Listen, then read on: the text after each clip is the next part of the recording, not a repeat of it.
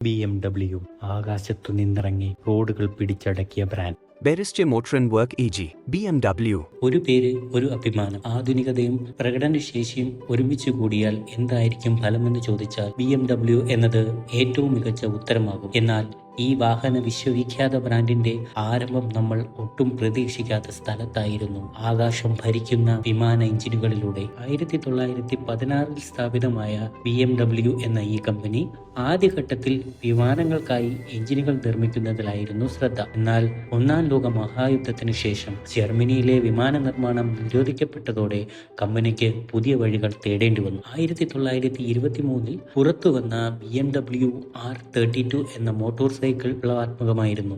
1928 BMW 3/150 എന്ന ആദ്യ car പുറത്തിറങ്ങി. തുടർന്നും കമ്പനി ഉയർന്നതും വീണതുമായ പല ഘട്ടങ്ങൾ കടന്നു. എന്നാൽ ഓരോ പടിയിലുമായി അതിന്റെ സ്മൂത്ത് ഡ്രൈവ് കഴിവ് തെളിയിച്ചുകൊണ്ടേയിരുന്നു.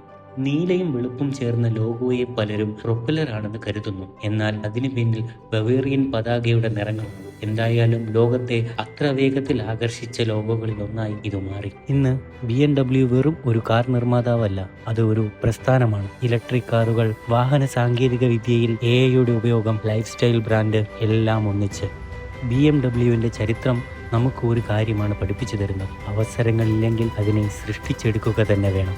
ആകാശത്തിൽ നിന്നിറങ്ങി റോഡുകൾ കീഴടക്കിയ BMW. ഓരോ ഗിയറുമാറ്റത്തിന്റെ പിന്നിലും ഒരു കാഴ്ചപ്പാടുണ്ട്: ദ അൾട്ടിമേറ്റ് ഡ്രൈവിംഗ് മെഷീൻ.